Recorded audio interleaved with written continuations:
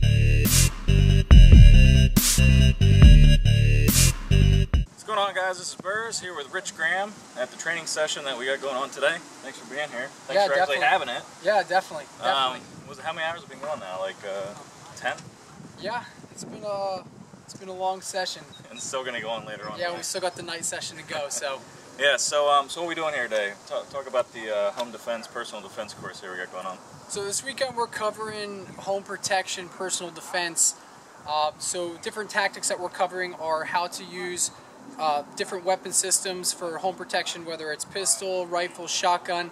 I know there's a lot of questions and different theories on which guns are the best, so we're covering the different aspects, the pros and the cons versus each weapon system, and then after teaching the students, giving them experience training with each weapon system, they can make their own personal decision based on their family, the type of home they have, and what the possible threats can be, and what they feel comfortable with.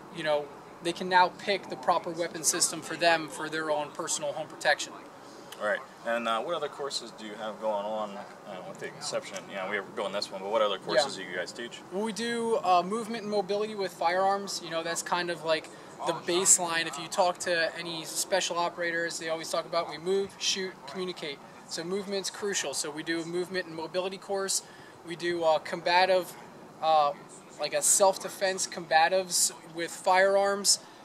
We find that a lot of the, firefights that you're going to wind up in civilian life is usually going to be really close. People trying to mug you, attack you, break into your house. It's very close. It's not spread out on like off a 300, 500, 600 range, spectrum like you would find in the military in a war zone. So we cover different self-defense and combative fighting tactics with the firearm. All my focus, a lot of times, since my focus goes to the doorknob, that's where my gun goes, is to the doorknob. You'll see a lot of guys do this. And they're like aiming right at their hand, right? The threat, chest and head, is usually higher than the doorknob. So I'm like this, right?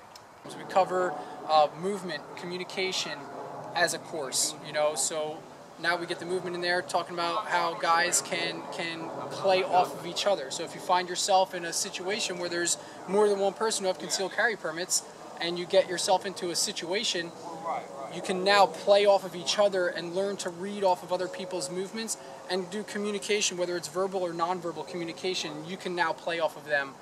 We do rappelling courses. We do courses where you integrate the canines.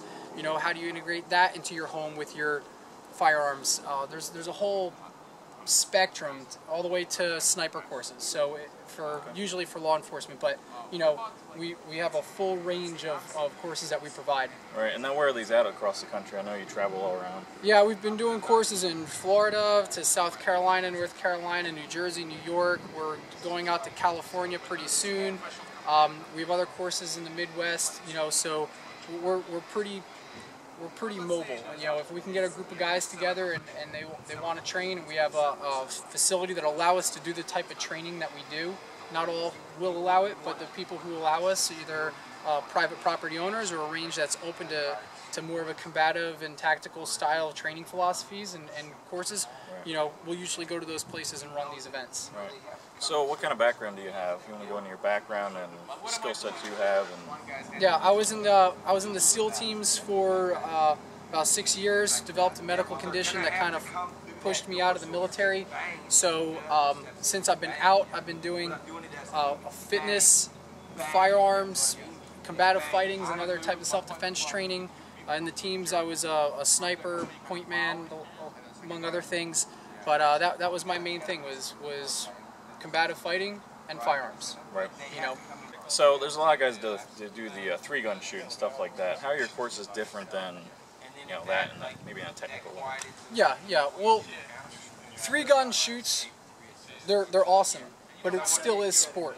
You know what I mean? Right. So there's a difference in sport training, whether you're looking at a street fight versus a boxing match. Even if it's MMA, there's still rules to play by. Right. You know what I mean? So it's not like a true street fighting. Yes, MMA is awesome. Yes, sport, you know, competition shooting, you can gain a lot of knowledge and build a lot of good skills out of that. Right.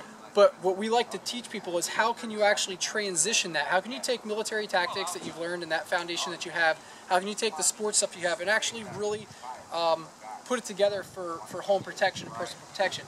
The things are going to be different. Things as far as in sport shooting, the way you do your mag changes is different because you have to point into a berm. The reality of it, pointing into a berm is different if I'm working in a crowd. Now if I'm always trying to point to the berm, my gun never comes high. So we like to do high ports to do our reloads, which is illegal in sport shooting.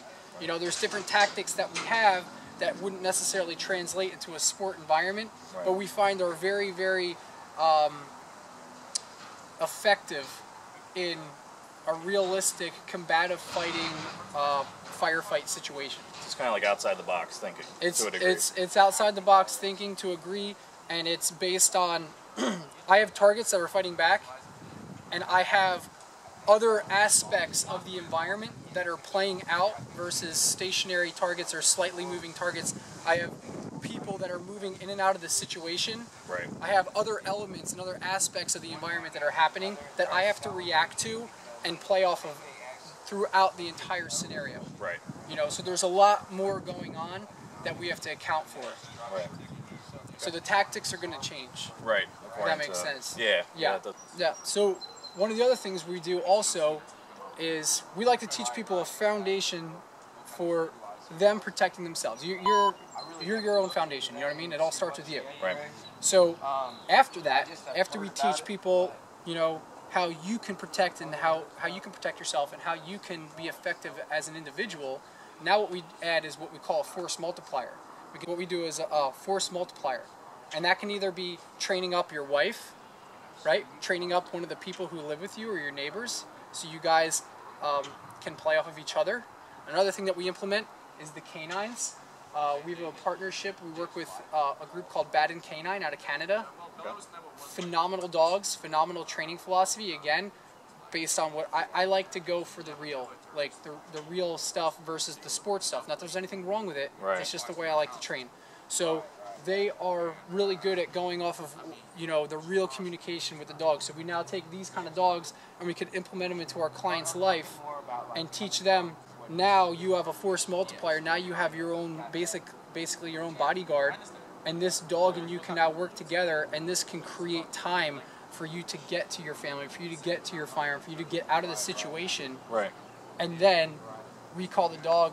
You know, there's tons you can do with it, but again, it's just it's one more layer that we can put in there, you know, for your personal protection. Right, and then that's actually a great option for places that are kind of restricted with firearms and such also. It's extremely great for that, especially with when you have the ability, when you have one of these dogs who's trained up and certified that I can travel with her. I can go to places that don't allow firearms or weapons, whether it's a government building or, you know, an airplane or you know, places like that where you feel the most vulnerable. Because like, well, man, I can't protect myself here. I'm just not allowed to. Now I can stroll through there and roll out with a dog that's trained and excellent in this protection work that I can now implement into my life and implement into the environment to provide me that protection when I need it. Right. Or buy me that time when I need it. Right, exactly. Yeah. And she's very skilled. Can you go over some of the skills that you've developed into her? Well, when I got her, she had a base. And then based on my previous training in the SEAL teams and the knowledge from that and what we were doing as a company in whole and what direction we're going, and based on what Baden brought to the table, we've been able to, you know, put in protection work. We have, you know, man tracking, scent detection. She's being trained up for other scent detection things. You know, search and rescue. There's a lot of capabilities that they have, along with having a companion. Right. You know what I mean? So you got a companion that's also doubles as your bodyguard. So it's kind of interesting because I went from being in the bodyguard position to now working this relationship, and now I have my own bodyguard, and she's doing for me what I used to do for other clients. You know what I mean? Right. So it's kind of cool. Yeah. You know, it's a good dynamic to have in there. You know. Yeah, it is, and I realize that more and more throughout the weekend. Yeah. All the different places we've been and stuff, and you know, I've never really been around such, you know, a couple people actually have dogs around. Yeah. And it is definitely a force multiplier when you see what they're capable of doing. Yeah. So where can people catch you? You got a website, Facebook. We're gonna put those down in the description down there.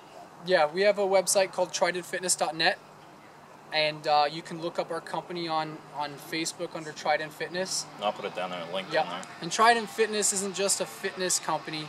You know, our personal, the philosophy the company have is of the full spectrum warrior, and this encompasses more than just tactics and technical skills. It encompasses more than just fitness.